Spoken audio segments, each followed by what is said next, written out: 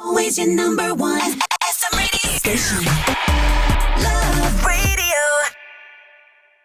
Mahiwagang Burnay. Mahiwagang Burnay. Mahiwagang Burnay. Ang kwento. Ako po si Rex, 35 years old at isang sirena.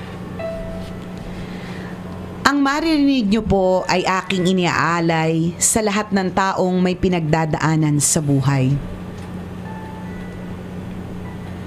Isa po akong OFW na nagtatrabaho bilang consultant sa Thailand. Habang nagtatrabaho sa ibang bansa, naiwan sa Pilipinas ang jowa ko na halos 8 taon ko nang kinakasama, si Ben. Magandang naging simula namin ni Ben. Pareho kaming lumaki sa bahay ampunan kaya madaling nagkapalagayan ang aming loob. Nagsikap kaming makatapos ng pag-aaral, pagkatapos nagdesisyon na kaming magsama. Si Ben na ang naging pamilya ko simula nang makilala ko siya. Sa katunayan, siya rin ang dahilan ng aking pangingibang bansa. Napakarami naming pangarap na gusto naming sabay na matupad. Binabalak naming mag-ampon ng batang maituturing naming sariling anak. Nagtungo ako sa Thailand sa pag-asang ito na ang magiging susi ng katuparan ng aming mga pangarap. Taong 2015, excited akong umuwi ng Pilipinas para sorpresahin si Ben. Punong-puno ang mga bagahe ko ng mga pasalubong ko sa kanya. Bitbit ko rin ang aking mga naipong pera at masiglang pag-asa ng aming bagong panimula. Ngunit sa aking pag-uwi, ibang Ben ang sumalubong sa akin. Ako ang nasorpresa nang madatnan ko siyang may babaeng kinakasama sa mismong bahay namin. Sobrang sakit ang pagtaksila ng taong minahal mo at pinagkatiwalaan.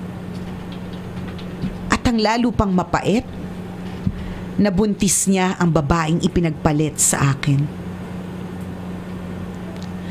Hindi ko alam kung ano ang gagawin ko. Gulong-gulong isip ko at parang gusto kong magwala. Pinalayas ko si Ben at ang babae niya. Nagkulong ako sa bahay ng ilang linggo hanggang sa mahimasmasan. Sa aking pag-iisa, araw-araw akong dinadalaw ng kalungkutan. Isang gabi naisip ko na lang na tapusin na ang lahat. Wala na akong pamilya, wala na rin yung taksil kong jowa. Siguro nga mas makakabuti kung talikuran ko na lang din ang buhay na tila wala ng halaga. Kinaumagahan, naghanda ako ng lubid na itinali ko sa kisame.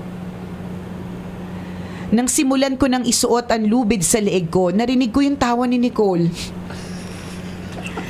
Narinig ko ang tawa ni Nicole Ayala mula sa radyo na magdamag ko ng pinakikinggan. Di ko alam, pero bigla na rin ako napatawa sa mga halakhak ni Nicole Ayala. Para tuloy akong baliw na sabay na tumatawa tapos umiiyak. Nung mga oras na yon, para po ako natauhan. Bigla ko naalala ang mga payo ni na Nicole and Chris na ang lahat ng bagay na nangyayari sa ating buhay ay meron dahilan. Dahil dito, itinigil ko ang pagpapatiwakal at pinili kong ituloy ang buhay. Sabi ko sa sarili ko, kung walang magmamahal sa akin, panahon na para mahalin ko naman ang sarili ko. Hindi naging madali ang aking pinagdaanan. May mga panahon pa rin na nalulungkot ako pero binabasag ko ito ng pasasalamat sa kung anong meron pa ako sa buhay. Umihinga pa ako. Meron akong talento. Kaya ko pang magtrabaho. Isang kahunghangan kung sasayangin ko ang lahat ng ito. Naisip ko rin na hindi naman lahat ng lalaki ay kagaya ni Ben. Malay mo, Balang araw ay matagpuan ko din ang tunay na magmamahal sa akin. Nailigtas ako ng tawa ni Nicole Ayala. Hala, naiyak ako!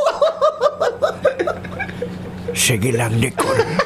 Tawa pa lang yun. Pag nilawayan ka, nako, gagaling ka. Magkaka-love life ka.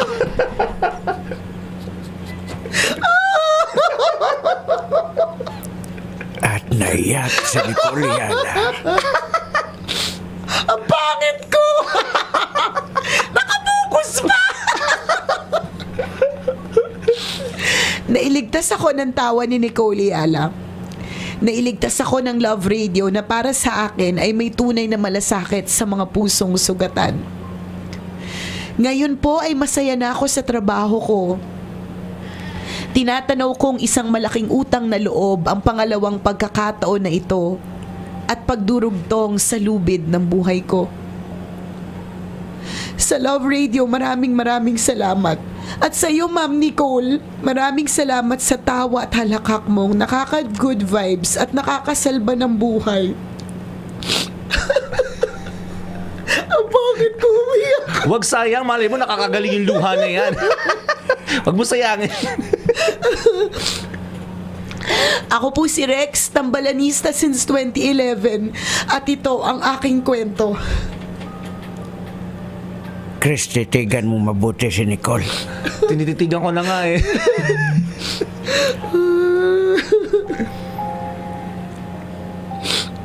Thank you, Rex. Sana ma-meet ka ni Nicole Ayala, Rex. At pag nakita mo siya, lumuhod ka sa harapan niya. Sabitan mo siya sa pagitan. Pahiran mo yung paa ko, mali mo nakakagaling talaga. Thank you, Rex. Bukod sa ikaw yung nag-thank you, I'd like to say thank you to you, Rex.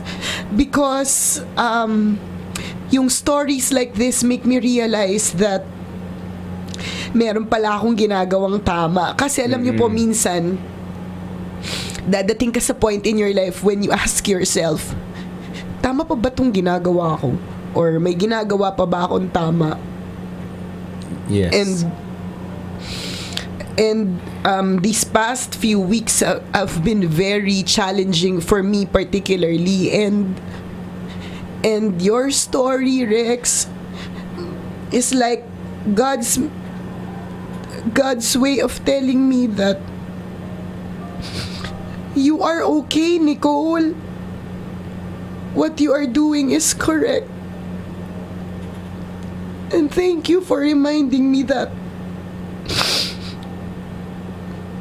No. Your story... Ano pangalan niya ulit? Rex, super sinisira. Ang ganda na sana ng model. Bilis mo na makalimot. Grabe yung pagkaulyan. Joke lang. Mas ulyanin ka pa kay Tatang Henyo. Thank you, Rex. Seriously, thank you, Rex. Seriously, thank you very much. Salamat. Ang istorya mo, Rex, is very rewarding. Not only for Nicole Ayala, but for the entire Love Radio team. Because our main intention is for our listeners to be happy. Every time na may kinig kayo sa Love Radio, di ba?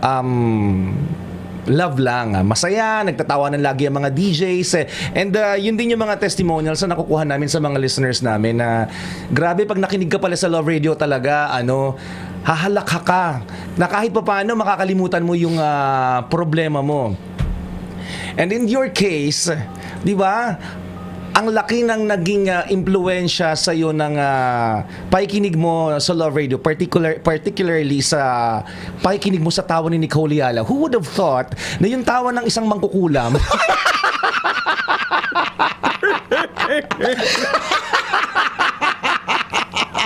diba? Makakapagsalba pala ng buhay. Yung tawa ng magkukulam. Nakakaloka. Di ba? Would actually save lives. Actually hindi lang ito yung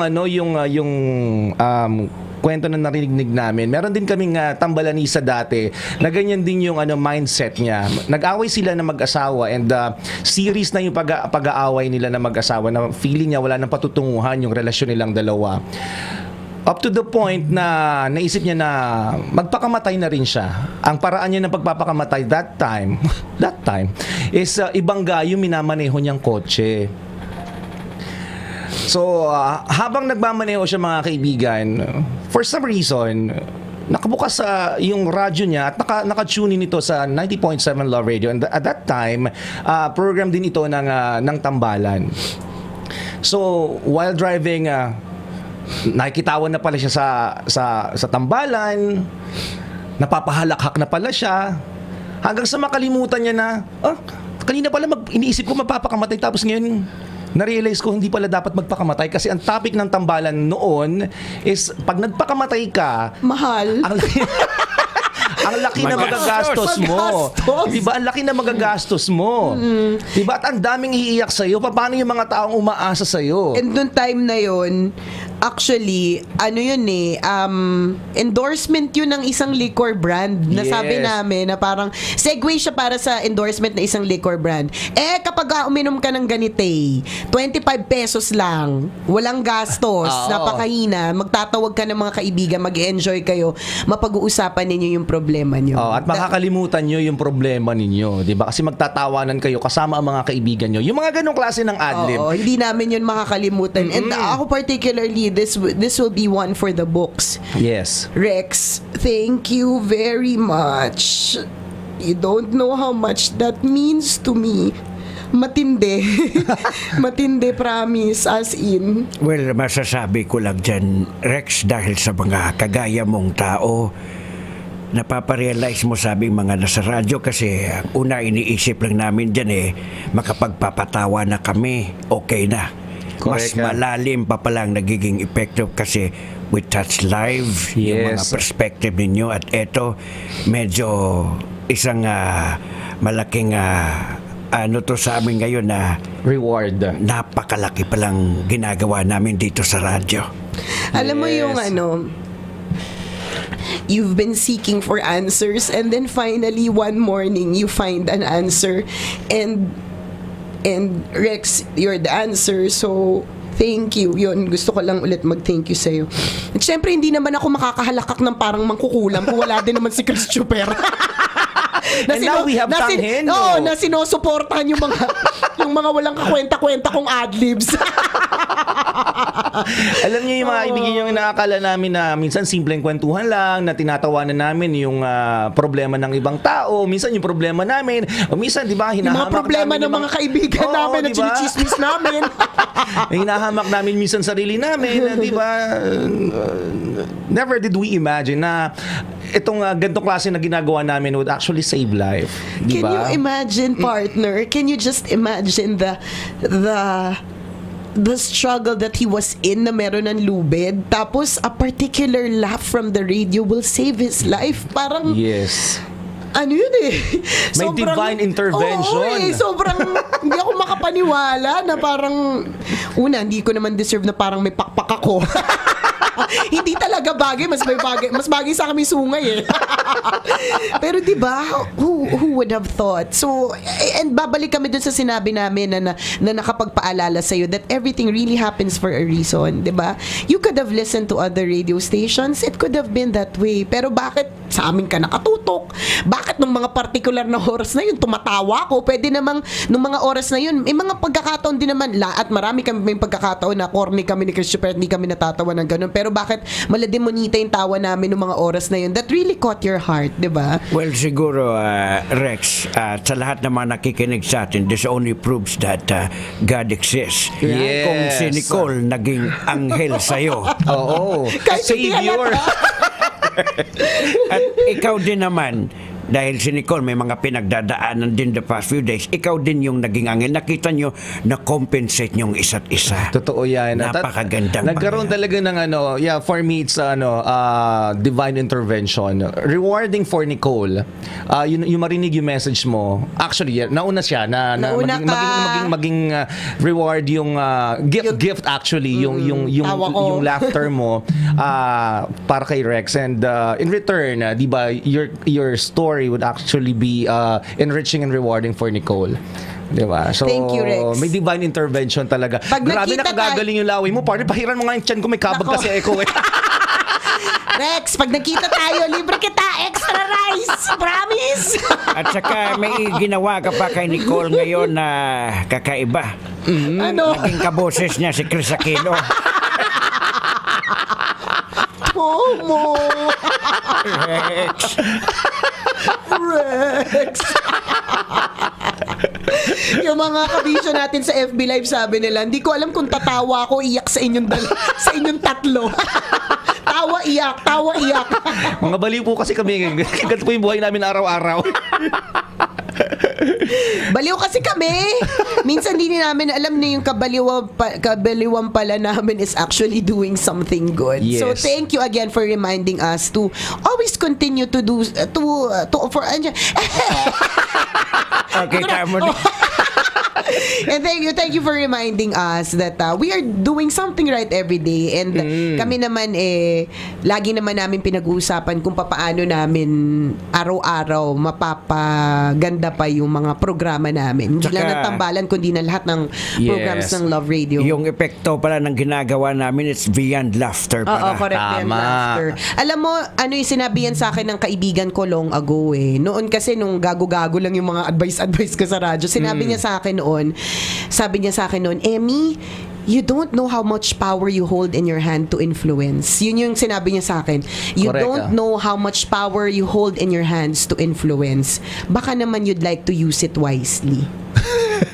Pwedeng compliment, pwede rin. Pwedeng Full of compliment, pwede. sarcasm. Hindi, pero alam mo, sabi ko Totoo nga, yun. oo nga, no? Sobrang tindi ng power that is given eh. So it has to be used properly. And wisely. Totoo Tama. yun. Words are very powerful. Lalong-lalo na pag may gantong mikropono ka. Di ba? Kasi thousands, even millions ang pwedeng makinig ng sasabihin mo. So, tama naman yung sinabi ng kaibigan mo na choose your words wisely. Because words can change lives. Correct. Di ba? Can change your mood. Can actually give hope to someone. can kill or can heal. Yes. Diba? It So, can make or break you. May mga sacrifices nga lang tayong gagawin. Like, kagaya ito, amuyin natin yung microphone ng mga laway nagsama-sama na dito. Tama ka dyan. Oh, struggle namin yun struggle yun ha. Yung amoy pa. Hindi lamang dito, kahit pag nag-host kami. Yung inaabot na bike sa amin, bakit may amoy siya? Nakakaloka. Sa mga hosting jobs, di ba yung mga host na experience yan, pag inabot yung mic, struggle po ng host yun. Bakit ang baho na mic na pinapagamit ko sa amin? The struggle is real for everyone. Yeah. Actually, lahat po ng tao meron pala talagang pinagdadaanan, kaya ang hirap manghusga eh. Ang Correct hirap ka. manghusga kasi hindi mo alam kung yung struggle ng person na yon. Again, thank you very much sa iyo, Rex, for everything. Yan, nasabi na namin lahat. And thank you very much for wholeheartedly sharing your story. And very timely yung mga ganitong kwento kasi napag-uusapan yung mental health. Yes. Yung kalungkutan, depression. is real, 'di ba? So yung fact that you need to talk to someone. Ang ganda kasi, ang ganda ng mga sinabi ni Rex na parang naisip niya kahunghangan, 'di ba? Kahunghangan kung sasayangin ko na meron akong talento, meron akong trabaho, meron akong pagmamahal na pwede kong ibigay, 'di ba? Na bago ako maghanap ng pagmamahal sa ibang tao, mahalin ko muna ang sarili ko. 'Di ba? Napakaganda ng mga I mean, I don't think you will actually say that kung hindi ka bagong break. Correct. Diba kapag ka bagong break ka, may mga natututunan ka, nagiging wais ka, may mga ganyan kang words. Diba? And for all you know, Rex, hindi lang naman ako yung na-touch mo eh. Tama. For all you know, diba, other people who are also listening to us right now, na-touch mo dahil sa story. Actually, yung mga nagme-message sa atin sa Facebook live ngayon, no? 'Di ba? Totoo, napaka-inspiring ng kwento mo, Rex. Kaya pala, partner, sa unang parte ng Mahiwagang Burnay, ang kwentong ito ay para sa sa lahat ng mga may pinagdadaanan sa buhay. Yun yung una niyang linya eh, di ba? Correct. So, ikaw na may pinagdadaanan ngayon, nawa ay magsilbing lesson din ito na kaya mo. Di ba? Kung kinaya nga ni Rex, malamang kakayanin mo rin. At kung kinaya namin lahat, malamang kakayanin mo rin. Just be strong. And lastly, you are not alone. Yes. Yun. You are not alone. Tsaka laging sinasabi ni Justin Bieber yan, Oh, yan, ano love daw? yourself. Oh, di ba? Tama! Wow, Correct. taray. Kami ang naisip namin, loving Close. yourself is the greatest love of all. Luma. Ikaw, Justin Bieber, in fairness sa'yo. Pero pa, medyo luma yung kay Mariah Carey. Maganda Ano? yun yung hero na kanta. Oh, Sobrang diba? self-empowerment yun. Tama. And then a hero comes along. Correct. So, I, Nicole, and Tanghenyo would like to say thank you to you. Thank you, Thank you for Rex. sharing with us your story. Salamat. What a wonderful message. And syempre, kung ikaw din, meron ka ding kwento, hindi naman kailangan nakakaiyak. Pwedeng nakakalurky, pwedeng comedy, pwedeng inspirational, pwedeng nga nakakatakot eh. You may send your story, email us at mahiwagangburnaystory@gmail.com. Malay mo, kwento mo na yung pag-uusapan ng tambalan kasama si Tanghenyo sa mga susunod na araw. Corrected by Gotta Go mga kabisyo. Yung ano ko, naghalo na po yung laway, luha, tsaka sipon ko. Walang tissue sa paligid. Muli ako po si Nicole Ala. At ako naman, si Cambio King Chris Chuper. Kasama si... Tatanghenyo. Na nagpapaalala, Walang matatag na relasyon sa malanding may determinasyon. Yun! Yun! Programang Is your number one SM radio station.